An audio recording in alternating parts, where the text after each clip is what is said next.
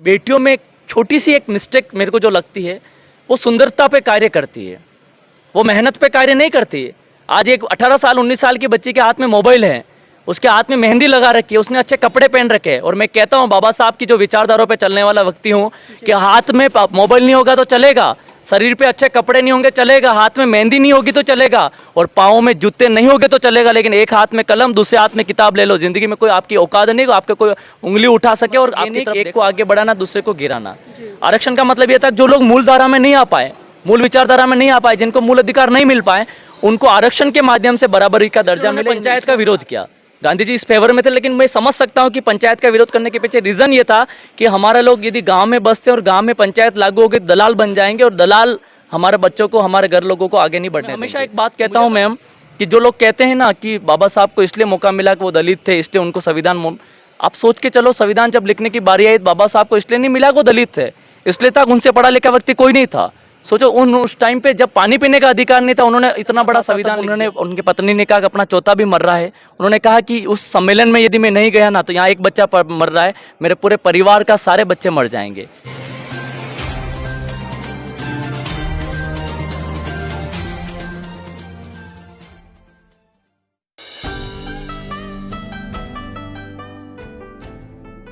नमस्कार, आप देख रहे हैं एनबी न्यूज़ 24x7 नीलम बोध के साथ, और साथ ही आज है हम गुरु तेग बहादुर हॉस्पिटल दिल्ली में। यहाँ पर एक बहुत ही भव्य कार्यक्रम का आयोजन किया गया, जिसमें कि देश की जो युवा पीढ़ी है उसको मार्गदर्शन दिया गया कि किस तरह से उसको आगे बढ़ना है। और यहाँ पर तमाम देश के अलग अलग राज्यों से काफ़ी लोग आए थे वक्ता के तौर पर, अतिथि के तौर पर। उसी कड़ी में वक्ता के तौर पर पहुँचे हैं राजस्थान से राहुल मेघवाल जी। तो उन्हीं से जानना चाहूँगी, राहुल मेघवाल जी, जिस तरह से आपका तेज तर्रार वक्तव्य रहा खासकर युवाओं के लिए, और मैंने सुना है कि आप राजस्थान में बहुत अच्छा काम कर रहे हैं युवाओं को एक मार्गदर्शन देने के लिए, तो पहले थोड़ा सा बेसिक जानना चाहूँगी किस तरह से काम कर रहे हैं वहाँ पर। सबसे पहले लोकतंत्र का चौथा स्तंभ जिसको हम पत्रकारिता कहते हैं, उसके माध्यम से आपके एनबी न्यूज़ चैनल तथा साथ में जितने भी दर्शक महोदय, उन तमाम लोगों का धन्यवाद अर्पित करता हूं। मैं जब गांव से निकलता हूं तो हर इंसान ये कहता है गांव वाला व्यक्ति आगे नहीं बढ़ सकता है। मैं ये समझता हूं कि मैं गरीब घर में पैदा हुई, मेरी गलती नहीं है, लेकिन मेरे माता पिता उसी गरीब घर में रह के मर जाए, ये सबसे बड़ी मेरी गलती होगी। मैंने जब ज़िंदगी में बहुत सारी दिक्कतें देखी, बहुत सारी परेशानियाँ देखी, तो मैं इस चीज़ का कमज़ोर नहीं बनना चाहता था। मैं चाहता था कि ऐसा ज़िंदगी में बड़ा काम करना जिसमें छोटी सी आंखों में बड़ा सपना देखने के वाला बच्चा गांव से निकलकर वो ये गरीबी का रोना रोने के बाद यदि गवर्नमेंट सर्विस में नहीं जा पा रहा है तो क्यों ना उसके लिए सहारा बने। मैंने बीटेक किया, बीटेक की नौकरी छोड़ने के बाद गवर्नमेंट जॉब की प्रिपरेशन कराने के लिए बच्चों के लिए फ्री कोचिंग की व्यवस्था कराई उदयपुर के अंदर, और लगभग 26,778 बच्चे हमने अब तक प्रतियोगी परीक्षा की निःशुल्क कोचिंग हम उदयपुर नहीं, राजस्थान नहीं, पूरे भारत के बच्चों को दे चुके हैं हम। आप ये कोचिंग दे चुके हैं, तो सफलता कितने बड़े स्तर पर मिली है? 458 बच्चे अभी तक सरकारी सेवाओं में हमारे हैं। और सबसे बड़ी बात किसी चीज़ की, जब बच्चा अपने आप में ये सोचता है कि मेरा पैसों की तंगी से, आर्थिक तंगी से मैं पढ़ नहीं पा रहा हूँ, यदि वो बच्चा वहाँ आता है, चाहे उसके पास दरी नहीं है बैठने के लिए, चाहे कोई फैसिलिटीज़ नहीं है, लेकिन बच्चों की आंखों में सपना है, क्योंकि सपने उनके पूरे नहीं होते जिनके ख्वाब बड़े होते हैं, सपने पूरे उनके होते हैं जो जिद पर अड़े होते हैं। और हमारा तमाम जितने भी बच्चे हैं सारे अपने आप की जिद है सरकारी नौकरी लेने की। राहुल, जिस तरह से आप जो आज की युवा पीढ़ी है उसको जागरूक कर रहे हैं, एजुकेट कर रहे हैं, और बाबा साहब ने भी कहा था इस कड़ी में कि शिक्षा शेरनी का वो दूध है जिसको जो जितना पिएगा उतना दाढ़े। तो जानना चाहूँगी कि बेसिक शिक्षा पर ही टिके हुए हैं या उनको जागरूक करने का भी काम कर रहे हैं? मेन मूल जो शिक्षा होती है, बच्चा ये जान ले कि मैं जीवन में अपने आप में जन्म ही क्यों लिया। यदि व्यक्ति ये सोचता है कि सिर्फ शिक्षा का मतलब नौकरी करना, अपने खुद का पेट भरना, अच्छा मकान बनाना, वो शिक्षा नहीं है। बहुत सारे मैंने लोग देखे जिनके घर में अपने माता पिता ने पूरी जवानी कमाई करके अपने बच्चों को पढ़ाया, अपनी पूरी जवानी में अपनी मेहनत की और बच्चों को पढ़ाया, और वो बच्चा कहीं न कहीं पेरेंट्स को छोड़ देता है, तो वो शिक्षा नहीं है, वो अपना खुद का स्वार्थ है। मैं चाहूँगा इस चैनल के माध्यम से जो भी युवा साथी हैं, यदि वो अभी मेहनत कर रहे हैं, प्रतियोगी परीक्षा की तैयारी कर रहे हैं, तो उन जिनकी वजह से, जिनकी आपकी वजह से जिनकी आंखें खुलती है वो हमारे माता पिता, उनके आंखों के सपने जिस दिन आपने पूरे कर लिए, मुझे ऐसा लगता है सबसे बड़ी शिक्षा वो होगी। राहुल जी, जिस तरह से अभी आपने कहा, लेकिन मेरा अगली कड़ी में सवाल रहेगा कि जिस तरह से परम पूज्य बाबा साहब ने विदेश में काफ़ी लोगों को पढ़ने के लिए भेजा था, उसमें से मात्र एक ही व्यक्ति भारत लौट कर आया था। तो जानना चाहूँगी आपके द्वारा जो बच्चे सफल हुए हैं वो अब आपकी जो अकेडमी है उसमें कितना सहयोग कर रहे हैं? मैम, सबसे बड़ी बात बाबा साहब का ये विज़न था कि मैं किसी कारण से नहीं पढ़ पाया तो मैं वह सुविधा मेरे समाज के बच्चों को दूं। और सही बात है कि जो लोग वाकई में मेहनत करते हैं और जो साथ देते हैं उनको सबसे पहले भूलते हैं। और सच कहूँ, बाबा साहब ने तभी कहा था कि मुझे पढ़े लिखे लोगों ने धोखा दिया, और ये मानता हूँ मैं कि जो पढ़ा लिखा ज़्यादा बन जाता तो उसको भूल जाता जहाँ से वो उठा है।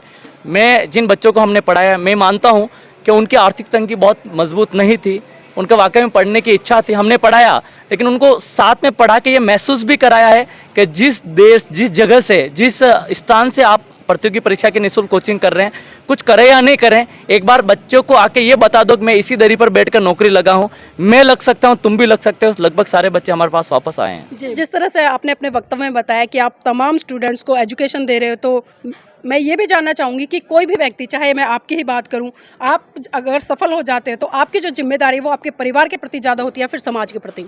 मैं ये समझता हूँ यदि कोई इंसान ईमानदार है, वफादार है, तो सबसे पहली जिम्मेदारी खुद के प्रति होती है। खुद के प्रति होने का मतलब ये है कि यदि वो चाहता है कि समाज की वजह से मैं यहाँ हूँ और समाज को मेरी ज़रूरत है, तो मुझे ऐसा लगता है समाज के अंदर लोग आते हैं और लोगों में हमारा परिवार आता है और परिवार से हम आते हैं। तो समाज जहाँ है इसका मतलब हम उसके अंदर इन्वॉल्व है। तो मुझे ऐसा लगता है जिस व्यक्ति ने समाज को तराशा है, चाहे बाबा साहब की बात करूँ, चाहे जितने भी हमारे समाज के ऐसे बस अच्छे मार्गदर्शक बने, समाज को जिसने हाथों में लिया है, परिवार उसके अंदर अपने आप आ गया है। तो उसमें परिवार की तरक्की अपने आप इनबिल्ट छुपी हुई है। लेकिन बाबा साहब ने जिस तरह से काम किया, उन्होंने अपना पर्सनल देखकर नहीं किया बल्कि समाज के लिए किया, तभी वो आज लोगों के बीच में जिंदा है। मैं ये समझता हूँ बाबा साहब जैसा विचारक, उसके लिए पूरा समाज ही परिवार था। उन्होंने जब चौथा बच्चा मर रहा था तब उनकी पत्नी ने कहा कि अपना चौथा भी मर रहा है। उन्होंने कहा कि उस सम्मेलन में यदि मैं नहीं गया ना, तो यहाँ एक बच्चा मर रहा है, मेरे पूरे परिवार का सारे बच्चे मर जाएंगे। ये सोच थी। ये सोच एक परिवारवाद में नहीं हो सकती, ये सोच पूरे समाजवाद में हो सकती है। और मुझे अलग सा लगता है बाबा साहब से बड़ा कुछ मत सीखिए। कुर्बानी, अपने आप की जिम्मेदारियां, अपने आप में कैसा एंथुसियाज्म में समाज को आगे बढ़ा सकते हैं, वो सीख सकते हैं। लेकिन लोगों ने बहुत सारे लोगों ने, मैं ये नहीं कहूँगा इस मंच के माध्यम से, लेकिन ज़रूर कहूँगा कि बहुत सारे लोगों ने सिर्फ बाबा साहब को, उनके नाम को, उनके जय भीम को सिर्फ यूज़ किया है, और यूज़ ही नहीं अपितु मिसयूज़ किया है। मुझे ऐसा लगता है कि जिस व्यक्ति ने पूरे भारत ही छोड़िए पूरे विश्व में ये कहा, या सिंबल ऑफ द नॉलेज किसी को कहा जाए, डॉक्टर BR अम्बेडकर को कहा जाए, तो वो ऐसा ही नहीं कहा गया। और मैं हमेशा एक बात कहता हूँ मैम, कि जो लोग कहते हैं ना कि बाबा साहब को इसलिए मौका मिला कि वो दलित थे, इसलिए उनको संविधान, आप सोच के चलो, संविधान जब लिखने की बारी आई, बाबा साहब को इसलिए नहीं मिला कि वो दलित थे, इसलिए था उनसे पढ़ा लिखा व्यक्ति कोई नहीं था। सोचो उस टाइम पे जब पानी पीने का अधिकार नहीं था, उन्होंने इतना बड़ा संविधान लिख दिया। आज के युवा साथियों को उनसे छोटी सी सीख लेनी है। हमारे माता पिता सुबह से शाम तक मजदूरी करते हैं, न जाने कितने काम करते हैं, और बच्चा चपड़ासी नहीं बन पा रहा है। कितना बड़ा शर्म का विषय है। खुद के भविष्य के लिए नहीं सोच पा रहा है, क्योंकि वो सोशल मीडिया में बिजी है, क्योंकि वो एक दूसरे को मिस कॉल मारकर बातें करने में बिजी है, क्यों वो खुद पर ध्यान नहीं दे रहा है। इसलिए मैं कहता हूँ कोई समाज का बंदा आगे तभी बढ़ सकता है जो खुद पर ध्यान दे, और खुद से स्टार्ट होता है समाज, और समाज से परिवार अंदर आ जाता है। जी, बाबा साहब के कोटेशन है, लो एम इज क्राइम, छोटा लक्ष्य अपराध है। तो जब आप अपने स्टूडेंट्स को पढ़ाते हैं तो छोटा लक्ष्य निर्धारित करके पढ़ाते हैं या फिर बड़ा लक्ष्य निर्धारित करते हैं? बाबा साहब ने ये कहा कि छोटा लक्ष्य अपराध है, क्योंकि उस टाइम पे परिस्थितियाँ अलग थी। जी। उस टाइम पे इसलिए था कि उस टाइम पे जातिवाद इतना हावी था, हर जगह छोटी छोटी बातें हावी थी। एक नाली का पानी दूसरी नाली में जा रहा, लोग लड़ाइयाँ हो जाती थी। इसलिए उन्होंने सोचा छोटा सोचेंगे यहाँ तक रह जाएंगे, इसलिए उन्होंने पंचायत का विरोध किया। गांधी जी इस फेवर में थे, लेकिन मैं समझ सकता हूँ कि पंचायत का विरोध करने के पीछे रीज़न ये था कि हमारे लोग यदि गाँव में बसते और गाँव में पंचायत लागू होगी, दलाल बन जाएंगे, और दलाल हमारे बच्चों को, हमारे घर लोगों को आगे नहीं बढ़ने देंगे।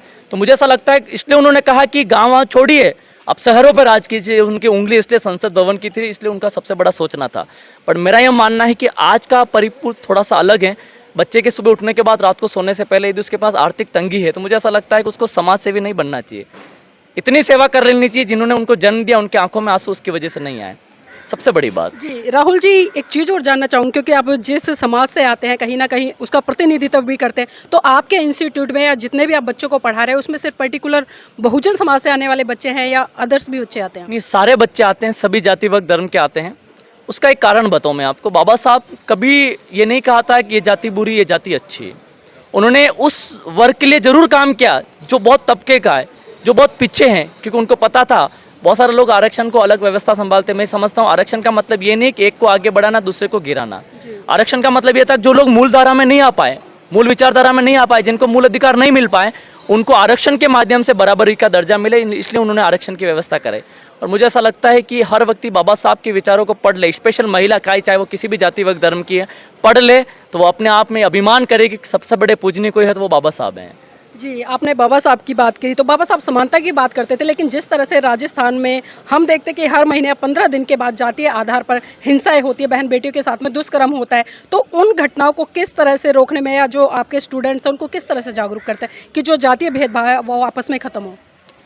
देखो, सबसे बड़ी बात मैं बताऊं, मैं भारतीय संविधान पढ़ाता हूं, और मुझे ऐसा लगता है कि जिसके दिमाग में जाति है और वो जाति नहीं जाती है तो वो इंसान नहीं है, उसके अंदर मानसिकता अच्छी नहीं है। मैं समझता हूँ हर व्यक्ति को ये समझना चाहिए कि जाति व धर्म से ऊपर उठकर एक मानवता की बात करें।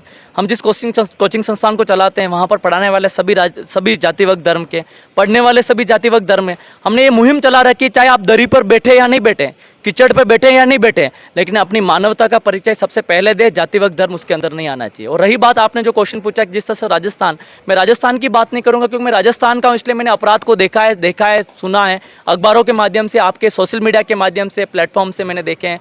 लेकिन पूरे भारत में ये चीज़ चल रही है कि कहीं न कहीं किसी व्यक्ति को उसकी जाति, उसके वर्ग, उसके धर्म के नाम से आंका जाता है। मुझे ऐसा लगता है भारत का संविधान बनने के बाद भी इस तरह से बात आ रही है, तो मुझे इस बात का बड़ा दुख होता है। यदि भारत का संविधान नहीं होता तो लोग कहाँ होते हैं।